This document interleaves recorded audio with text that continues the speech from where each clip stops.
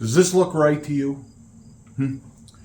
Bunjie 3.0, the Scorpyd Deathstalker 420, has a remote right here for a Burris Oracle X, but there's no scope on this crossbow. This has been one rough crossbow appreciation month, let me tell you what.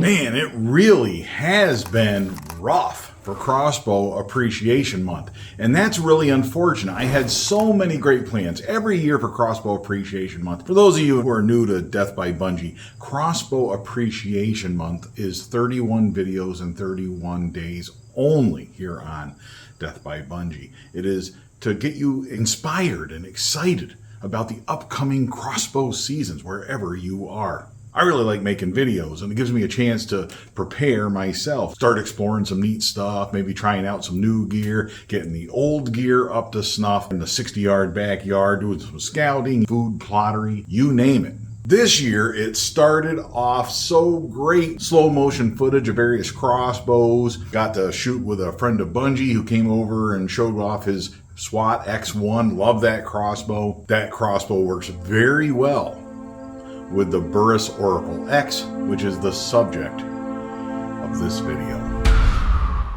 For the most part, the Deathstalker 420 Bunjie 3.0 is doing great in the 60-yard backyard, shooting it back there, not having any issues, nothing that would have led me to believe that it was not going to hold accuracy. It's also the summer crossbow season, right? It's not just Crossbow Appreciation Month. No. It's also the summer crossbow season. In most places where there are woodchucks, you can hunt them with your crossbow right now. Here in Pennsylvania, in order to be legal, you got to have an orange hat when you're shooting woodchucks, when you're hunting woodchucks.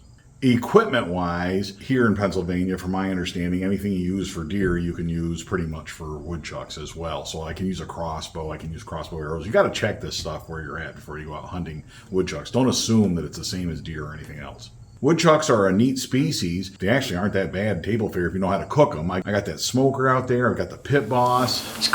My daughter, Genevieve, who's a taxidermist, actually mounted one of the woodchucks for me right over there on my desk. I think that's the coolest mount ever. Always happy to have another mount right here in the trophy room, that's for sure. The other thing about woodchucks is they're pests, right? They're nuisance animals. And if left unchecked, they can cause a lot of damage to buildings, and they are not particularly nice to have around. They're varmints. It's a great way to test your equipment to stay active and at the same time do like a public service of getting rid of some of the varmints. But it's also a little bit more of a challenge than people might let on. They don't tolerate you getting real close to them, at least in my experience. They have a pretty good nose, decent eyesight, very good ears. They're a prey animal, so they're always on alert, and they're a small target. So all these things combine for a pretty challenging hunt if you're looking for a challenge in the summertime during the summer crossbow seasons. Fast forward to today, we still have woodchuck problems in the kingdom of Bunjie. We're not going to run out of these animals. I set up over the food plot for a day with Bunjie.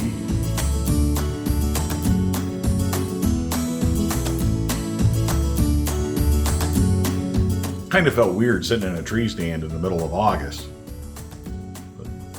It's legal. That food plot showed plenty of signs of woodchucks in and out of it, and I thought maybe we'd get a shot at it, but unfortunately no opportunity was presented. Still got woodchucks around the old homestead, however, so I set up there, set a blind up in the middle of the field. There's a pile of logs there. I'm thinking the woodchuck will come out of there and feed right in front of me. So I set up a blind up in the field under a nice hemlock tree where I get some shade. Sure enough, they do come out. Unfortunately, I'm looking off to my left. There's a smaller woodchuck. That would be the perfect grilling size woodchuck. But I'm in a blind, I'm looking straight ahead, and I can't get off to the left. And besides, that woodchuck kind of knows I'm here. He's standing up looking. He's only 20 yards away, and that's too close for comfort for them. But we do get another woodchuck. Look at this big guy. Comes up around the corner up the driveway, and he's right out in the open in the yard. He didn't come from where I thought he was going to come, however. He came up the driveway a little bit. But nonetheless, I got all day to make a shot here. Even though I'm shooting a little bit more toward the garage than what I would like, I'm set up on a tripod, nice and steady, ready to take that shot.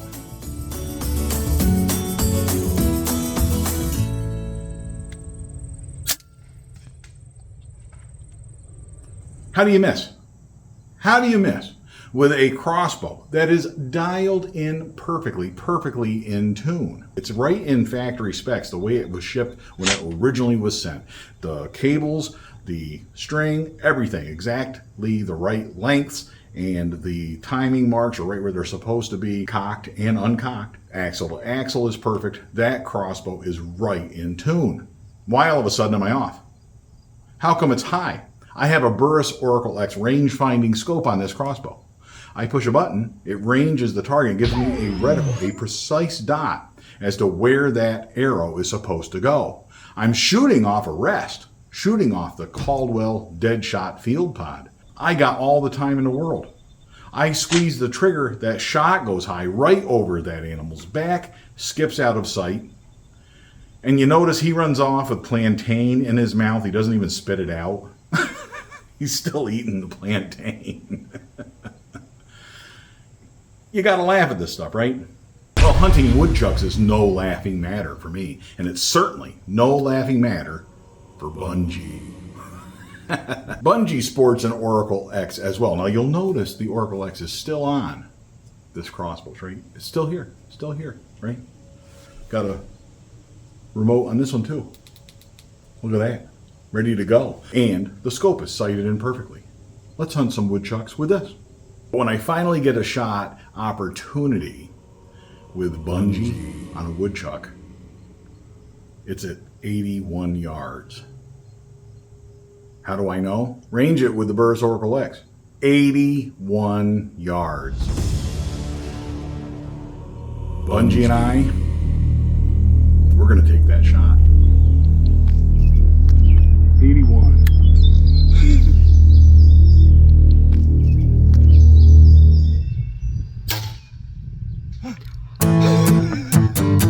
Watch that arrow fall from the sky. As Friend of Bunjie Marshall would say, it's death from above, even from the ground. That arrow just simply falls down toward that woodchuck, doesn't it? The arc on that arrow is so incredibly steep that the reticle that it was given in here was almost maxing out this scope. But I gotta tell you, that arrow goes right where I wanted it. And what a beautiful sight that Luminok is. Can you tell where that arrow goes? Of course you can. You can watch it all the way to the target. It's practically in slow motion without even being in slow motion. 563 grain zombie slayer arrow launched at around 263 feet per second. We give that woodchuck a little bit of time, see what happens. We go over to look for the arrow, look for blood, see if we can find that woodchuck before he gets back to his hole. That's another one of the challenges of hunting woodchucks, right? They get to cover awfully quick. It's not like a deer where they are just going to go out there and die 40 yards away. If a woodchuck can go 40 yards, if a woodchuck can go 10 yards, it can probably get to its hole. You really got to be effective up front. Don't see any blood, but we also don't see the arrow. Looking back at the footage, it's pretty clear. You can tell, because we can see that Luminok, we can tell that the woodchuck's actually carrying that arrow, because the arrow, you can see the Luminok actually under the woodchuck as he's taken off, just as he's leaving the area. I make my way down in there, and I'm in tall grass. I've got a shovel just in case I've got to hit this thing over the head and put him out of his misery. There's flies all over in here. So we look around. Genevieve actually spots some blood, and we follow a blood trail. All these flies around, and we follow the sound of the flies in the blood trail right to his hole. Yep, there's flies down there. There's blood here. Little trail down in. He's dead. In his hole. How deep it is. You just shovel underneath that tree? Well, I do have a shovel. Yeah, I know I've got a shovel, but I'm not going to dig that woodchuck out of there. Again, more challenges to hunting woodchucks than you might think. I'm kind of disappointed because I would have liked to have recovered this woodchuck. It would be a trophy in my eyes, one that I would display with pride here in the trophy room. But we've still done a public service by trying to reduce the number of varmints in the area. Look what a combo this scope is with this old, slow crossbow, right? 263 feet per second, 305 with the manufacturer's provided arrow weights, but 263 with what I'm shooting. Even with that arc, it gave me precise accuracy. And if you have that level of precision at 81 yards, you can also expect fantastic pinpoint accuracy at 25 yards or 27 yards or 23 yards or what have you. I go back to the backyard, the 60-yard backyard. I'm shooting down there, not getting consistent accuracy. I insist upon, I require consistent accuracy. Accuracy, why? Why? Because accuracy is number one with crossbows. It's not number two. It's not number three. No, it's number one with crossbows, right? This thing's nothing if it's not accurate. I went out in the backyard, shot this crossbow a bunch of times. It was not holding consistent accuracy. To verify that it's not the crossbow and that it's not the arrows, to try through a process of elimination to get rid of other things, I actually take the stock Deathstalker arrows and put them on here, and I shoot one. The same arrow with the factory nocks, factory arrows. It's 4 inches to the left.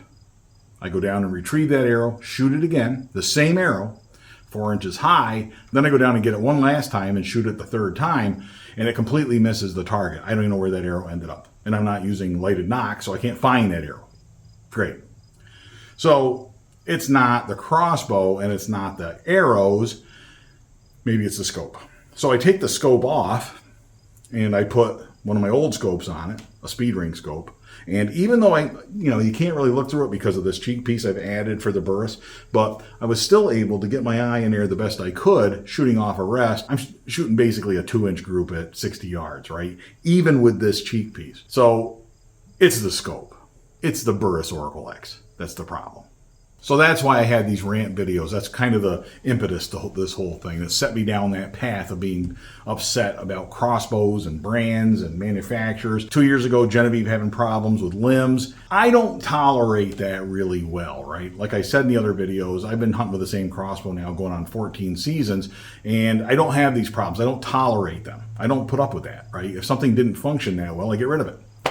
I want that Burris Oracle X to be the solution, however, to those long-range accuracy problems. Without that scope, I would not have been able to hit a woodchuck at 81 yards, right? Like, this is not going to happen. Before I package that Burris up, I take the battery out, and you guys who have the Burris Oracle X, you'll get a kick out of this. I took the battery out because I don't want to ship the lithium battery or anything like that. Rather than put the cat back on it, I just threw it in the box with the scope and packed it up and shipped it. Let them put the cat back on. Those of you who have a Burris Oracle X and have tried to change a battery, you know exactly why that's funny. So anyway, that one's on its way back to Burris. I get an email from them saying it will be 5 to 6 weeks before I get that scope back. 5 to 6 weeks turnaround time. We are now in the middle of August. I am taking a new job, starting a new job in October. I will not have time to hunt in October, November, and December. Yeah, think about that. My favorite month in the year is October. My second favorite month in the year is November. My third favorite month in the year is December. And I am going to be working and only having weekends to hunt. I got to get all my hunting done in September, which I can do. I've got a couple of trips planned. I got some scouting done on state game lands. I got options. September is going to be very busy. But a 5 to 6 week turnaround time does not give me one of these scopes in time to go to Maryland even, or to take advantage of these other hunting opportunities in September. I'll be getting the scopes back when all that hunting is done. This is not the position I wanted to be in. This is not a position that we as crossbow hunters should be in. So there's a deal that I posted about on our Facebook page, right? You can get a refurbished one for $500. It's basically half price. That's pretty good. So I snatch one up. They ship it to me. You are not going to believe this. Bought a new Oracle X. Not new. I bought a refurbished one. It was a really good deal. Natchez Shooting Supplies. Really nice company. Really did a good job.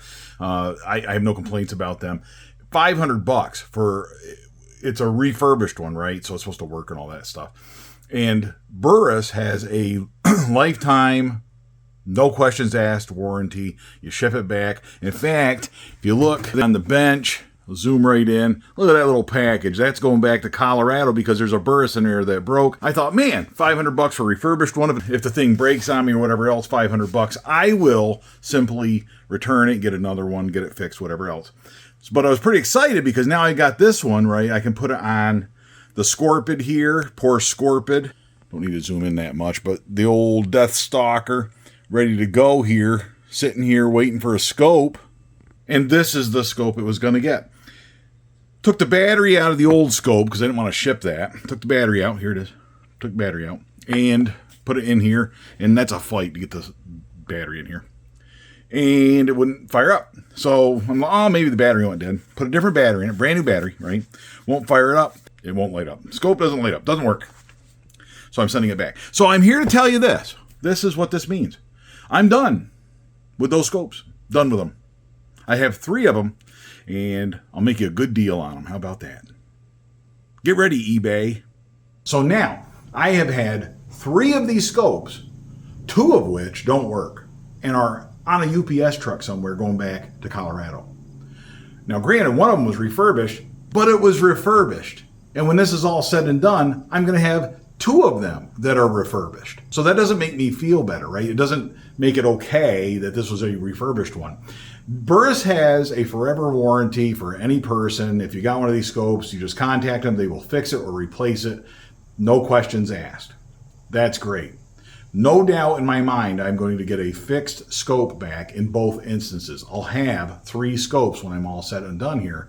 But am I going to have 3 scopes that work? Supposedly, they had fixed the refurbished one. I love this scope. I love this crossbow, and I love the combination. And I want them to work. However, this scope has to come off of here because I have to put it on another crossbow. Please tune in. All hail Bunjie.